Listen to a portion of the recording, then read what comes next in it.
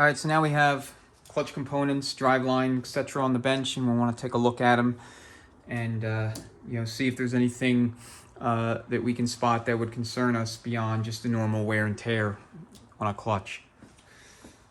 All right, so first, look at the clutch disc. I say first because it's right in front. This clutch is worn. I mean, it's not down to the bone or anything. I mean, it still has a little bit of material left. And when it was in the vehicle, it was working just fine. But I mean, it would have needed to be replaced within the next 5,000 to 6,000 miles or so. This is a factory replacement, aftermarket, made in China. I'm going to be putting a much better unit in when I go back with it. But what you're looking for here is anything unusual, like, an asymmetric wear pattern. So in other words, if one side was worn more so than the other on, either face, front or back, that would, I'd want to know why that was. Did something warp, flywheel or pressure plate? Is there something wrong with the engine? Did something come loose? Things like that. That's what you are primarily concerning yourself with when you're examining the clutch disc. And then, too, you want to see if any of the springs in the, in the body broke, if they're cracked. You want to look at the splines. You want to see if there's any splines that are broken in any way, shape, or form or damaged. And then, of course, you want to look at the same splines on the transmission's input shaft for the same things. The pressure plate, again, typical amount of wear, nothing unusual. Here, you're again concerning yourself with a lot of the same things. As far as the apply surface is concerned, you want to make sure that it's worn evenly and it's not obvious that there is significantly more wear on one half versus the other. You want to also check to see if there's any broken teeth. If the throwout bearing shows any kinds of or any signs of significant damage, anything that would lead you to believe that something seriously malfunctioned, with this, this whole clutch setup. I will make mention that these, at least for these cars, I don't know if this is true for any other make and model, but the clutch pressure plate, the disc, this is the pressure plate, that's the disc, and the flywheel all have to be balanced when assembled. So in other words, clutch disc in the middle between the flywheel and the pressure plate, everything bolted together, and put on a balancer and balanced with respect to each other. And then, because there's a couple different ways that this can actually be installed where all the bolts will line up, but it can only be installed one way correctly based on the way it was balanced.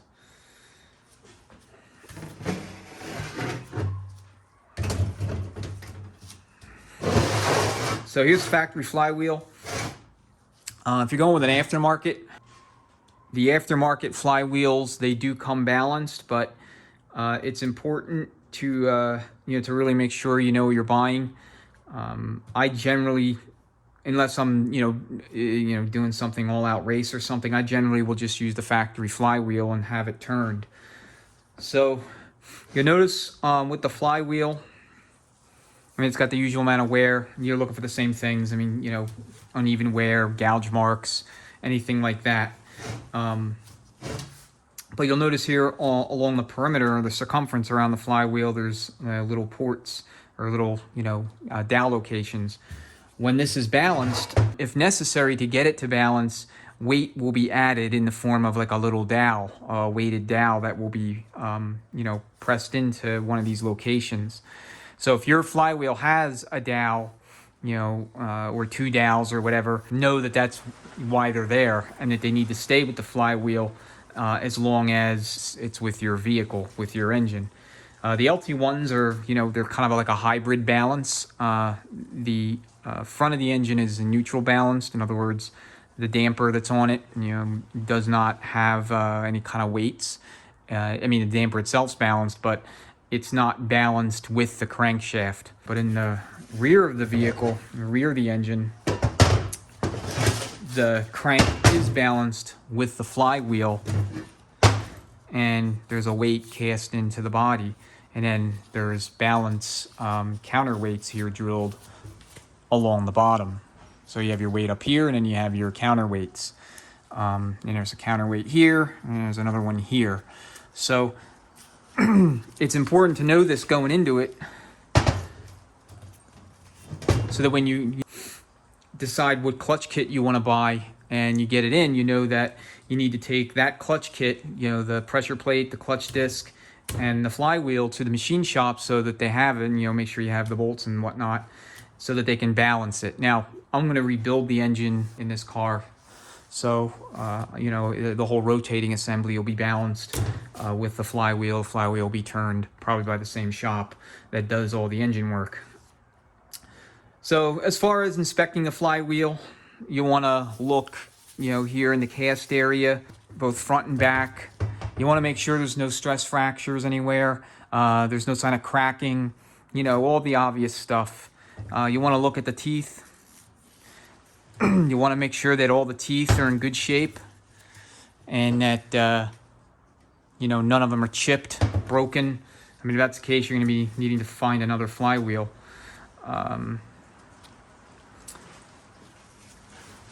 You want to check all your bolt holes, make sure the threads are in good shape. If not, you can clean them up with a tap. I'll annotate the video as far as what the the thread pitch is for this, diameter, and TPI. I want to say it's 3/8 by something, maybe 3/8 16, but I mean, that's just a guess. Anyway, that's the deal with clutch, pressure plate, flywheel. So just make sure you bring it with you to the machine shop with the clutch kit that you buy, so that they can balance everything.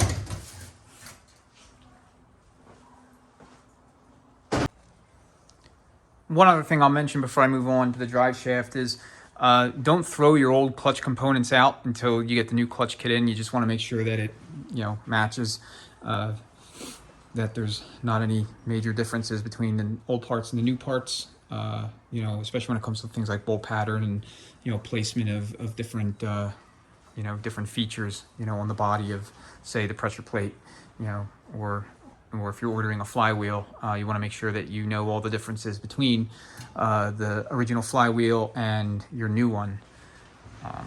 And any uncertainties, I mean, you can consult with your machine shop, and they'll be able to tell you what would need to be done to make sure everything goes back together and works together as it should. But just the same, make sure you keep your old stuff.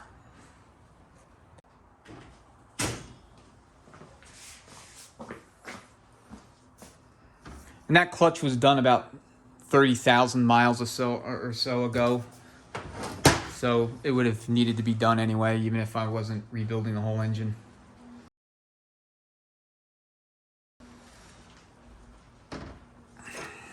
All right, next we'll look at the drive shaft.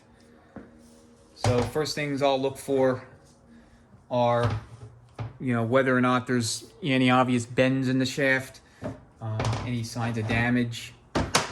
These drive shafts are all balanced, so you see weights added to them, various spots along the body of the shaft itself. You want to look at your U-joints.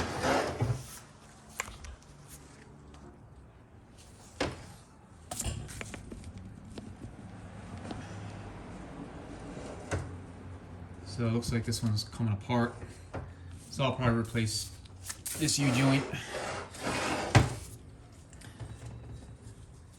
Just move it around. I mean, it feels like it's okay. If it was like real floppy, it didn't stay put.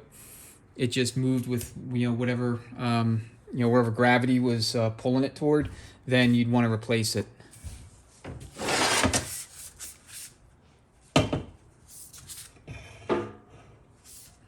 Likewise with the front U-joint. It's a little floppy. I'll probably replace that too. Check your yoke. Make sure that there's no grooves cut in where the seal goes. This yoke's in good shape. Seal on the transmission is not. It will need to be replaced. It's leaking.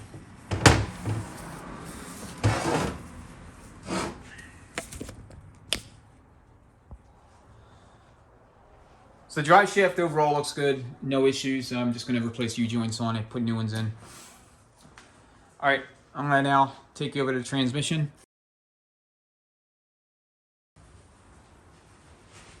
All right, so here's the trans as it was taken out. So you want to do a visual inspection all around the body. All you're looking for here is, again, the usual things. Any signs of breakage.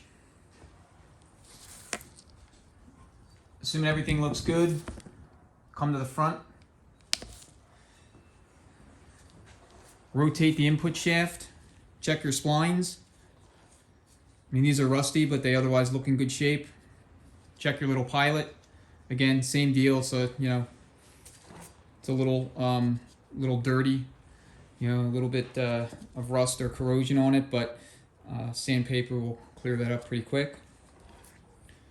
You also want to look at your bearing retainer, and you want to make sure it's not like gold up or damaged.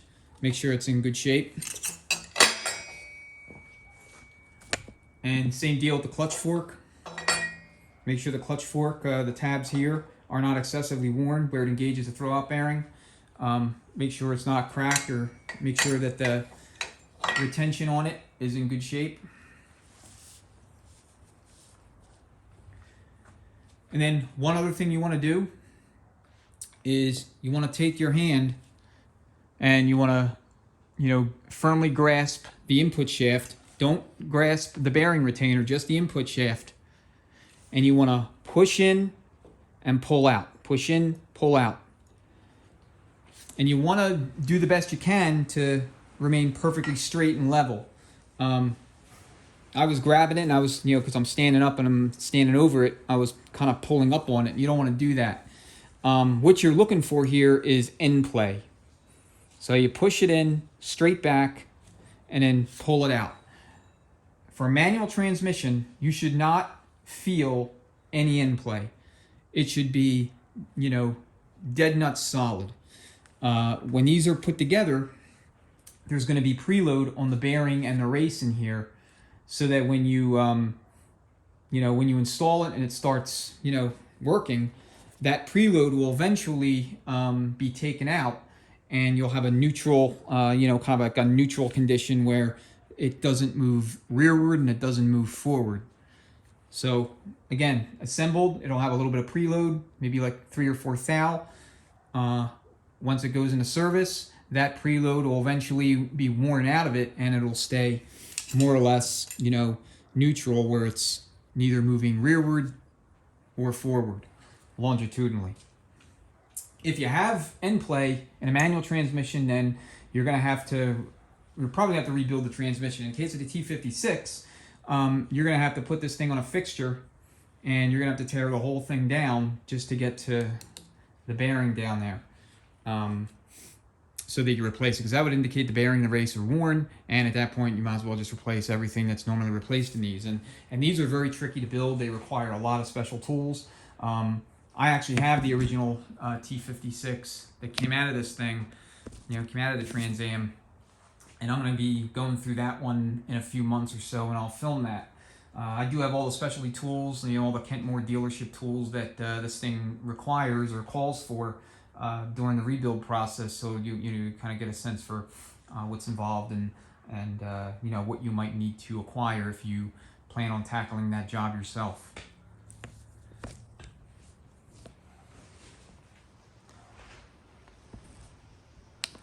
All right, so that's input shaft end play. The next thing you want to inspect is your breather. So these breathers are critically important, and a lot of times they get, you know, caked up with dirt and debris, and they will eventually get clogged, and moisture will remain trapped inside the case. it will accumulate over time, and it'll start displacing the lighter transmission fluid, and then you'll have metal contact with your gears and other parts inside.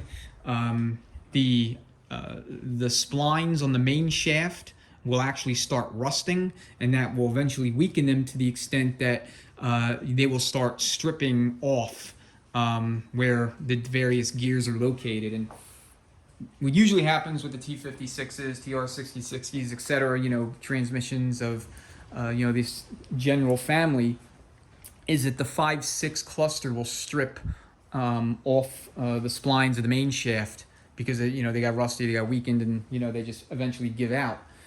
And that cluster is back here. So if that happens, and that's exactly what happened to the original transmission that I just showed you, you got to rebuild the whole unit. So I have all the hard parts for it. I got the new main shaft, new 5-6 cluster, and a whole rebuild kit. It's just it's going to sit for a while until I get around to it. But point is this is critically important. You need to make sure that this is cleaned or serviced or checked on a somewhat regular basis, and I'll be doing that with this one before it goes back on.